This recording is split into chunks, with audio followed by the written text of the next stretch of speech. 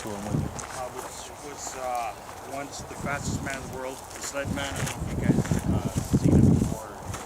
You know what I'm talking about. He's basically the father of car crash investigation, and he would not be able to do that nowadays. But from the data we gathered from his testing, we're able to determine through an X-Y axis on what a human body could stay without, killing the person. I have a bunch of other pictures, but maybe during the class I'll show you some really interesting stuff. This right here, through that data, we're able, algebraically, we're able to determine that. By the way, do we have any pilots here? Anybody flies? Okay. I'll use some terminology and I have to backtrack a little bit, maybe explain some things. With the package you guys are going to be given, you're going to have a POH, Pilot Operating Handbook, depending on the site, weather, toxicology, autopsy, whatever that site has. We don't have everything from one of the sites. You have to do that. And doing this, algebraically, like I was saying, we get the distance of the scar marks, the depth, distance. And through that, we can determine what angle and other things with that. By the way, we have graduate students here that are welcome to chip in, chime in. This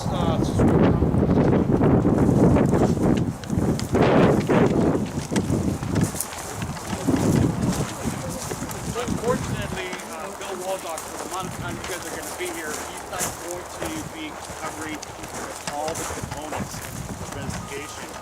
First thing you do coming down here, you have to keep your hands in your pocket and not have any preconceptions of what's going on. Okay, you got to put that to the side and come out here and look at the big picture.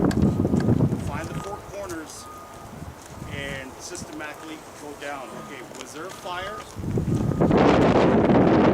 Impact, post crash or not?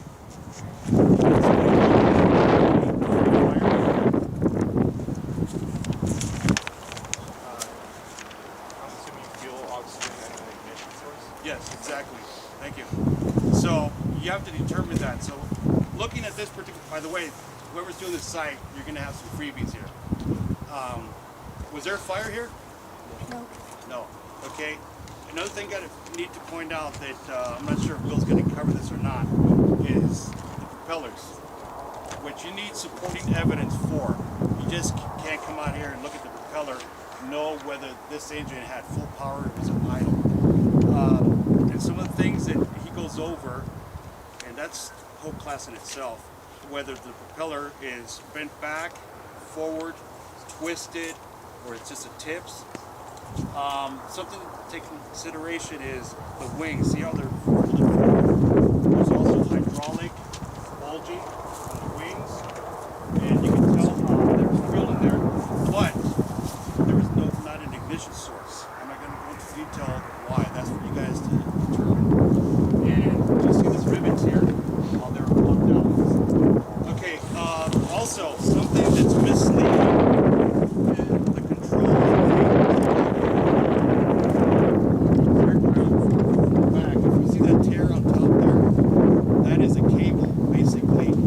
Scorpion effect. So the tail's over here, and the cable cut the tail there. There was some decapitation here, and okay, that's all I'm saying to that. Have any suggestions? Sounds good. Sounds good. Let's see here. Do we have enough time to compare this to another site? Yes. Okay, let's just go down this. Okay, thank you.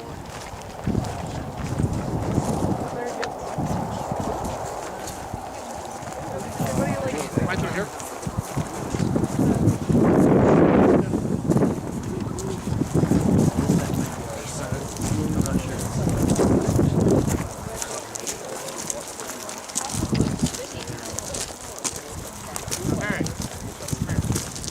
Goodbye.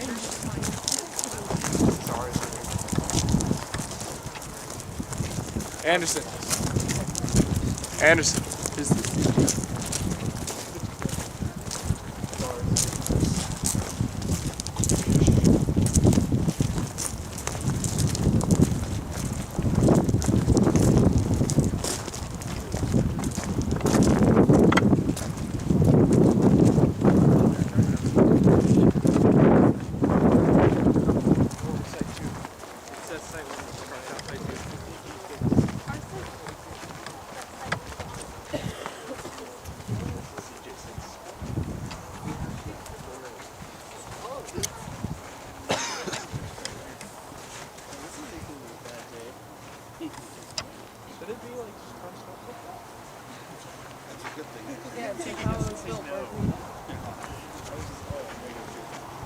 something to take in consideration. All these sites, you have the weight of the engine pulling. Could you explain what the name of this site is? What kind of plane it is? It's used.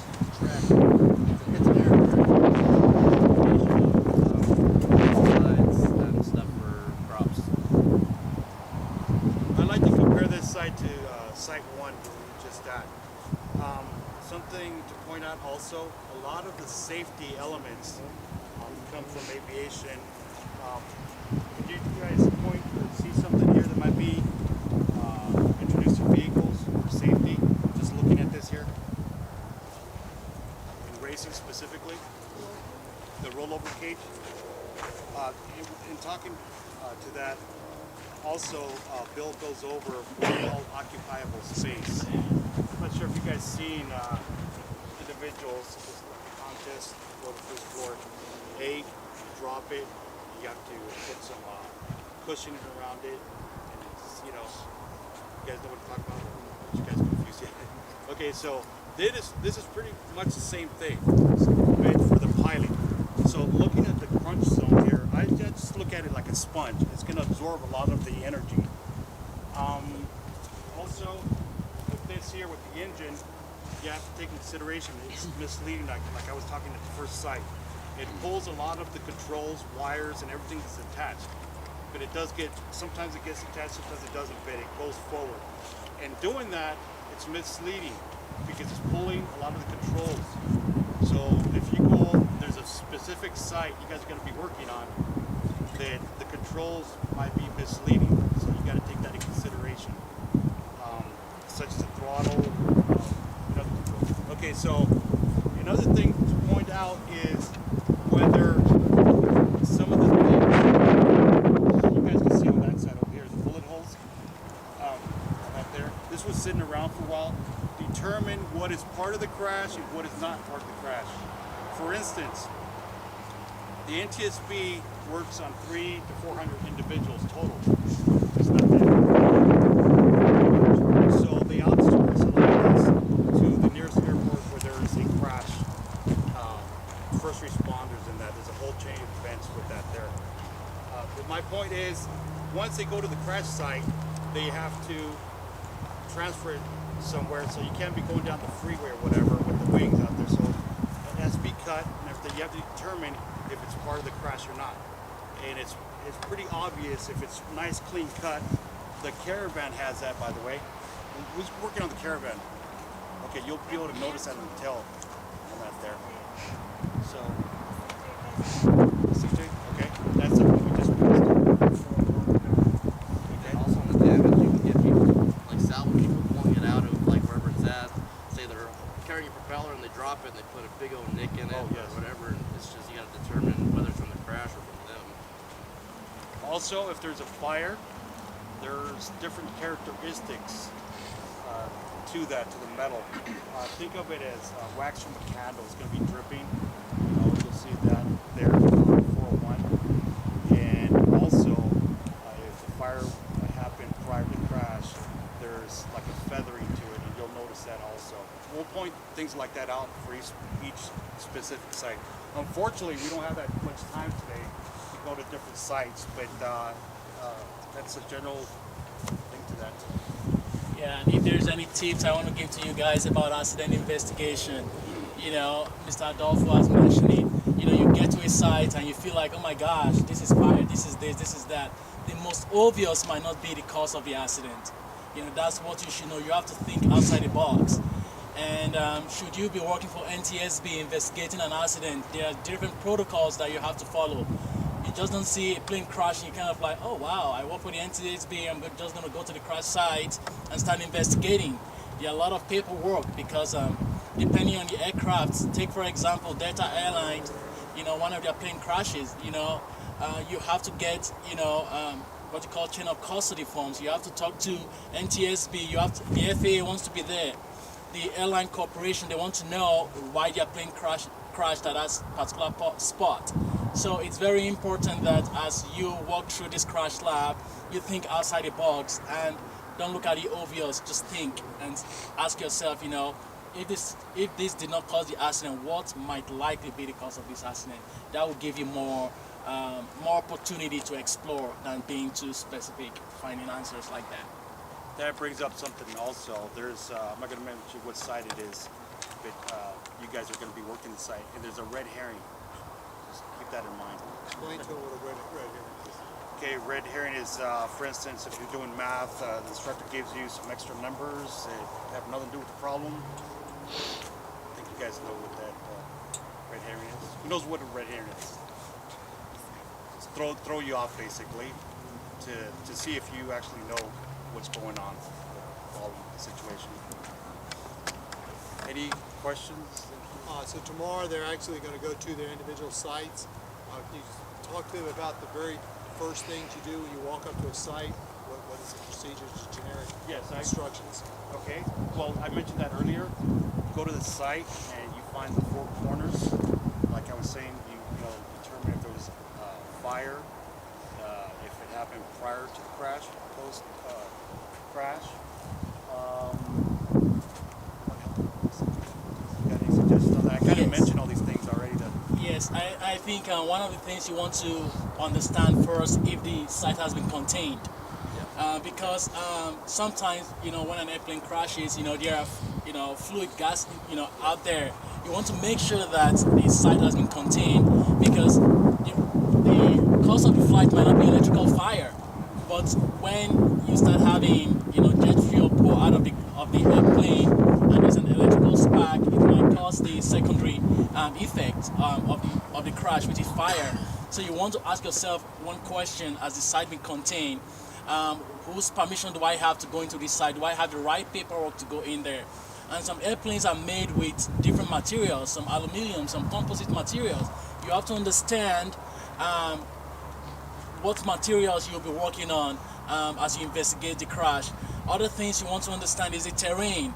Take for example, here, we have thorns, you might have snakes everywhere. You want to understand what predator we have in that area that you would have to deal with. You want to know the weather conditions if you deploy your men on site to start investigating this crash. And you also want to know who is in charge of the crash site, because you don't want to go down there and disturb the evidence you have down there. It's worse. Once you disturb the evidence, then everything has been, what's the right word here, compromised. So you have to start looking for secondary sources to infer as to the possible cause for causing the accident. So those are the things that I think you should be aware of. Be aware of the material of the aircraft that you'll be dealing with. Make sure that the site has been stabilized, and to ensure that you don't accelerate further destruction of evidence. Just one thing to point out, just to remind you, in the real world, this is pretty much set up for accidents through pictures, and we try to place them exactly how they were. The accident happened. In the real world, you would wear what they call PPE, personal protection equipment, and depending on the area, like Prince was saying, type of jackets, just clothes you're wearing, put together to protect you from born pathogens. Thank you. There's blood, body parts, depends on the situation again. So the only PPE you guys are going to be wearing is gloves to protect you from sharp objects and that, but you still got to take into consideration, you don't really have to be picking parts up. Just have to, extra precaution. Okay, we got to leave in like 2 minutes. Okay. How many grad students do we have here tomorrow? I'm here, yeah. Okay, what I was saying. 5. Okay, well, perfect. We're going to probably have 5 sites, right? So we're going to assign 1 grad student to each site, and then tomorrow you'll meet the teams. Just for y'all's information, we're undergoing the state testing that's mandated at high school, so we have different kids here different days. That's why we're videotaping it, and it's all on the PrescottJROTC.com website, so we'll be putting this up so the kids that are missing because of mandatory testing will be here. The theory is everybody's going to be here on Friday. That's the theory. Because that day will be the final day when the kids are absolutely finishing up any questions. But you grad students, we don't want you to tell them the answer. We want you to guide them towards either red herrings or the answers and instruct them, teach them. is a unique opportunity that we have for high school kids to be out here at an adult, top school in America, unique crash lab.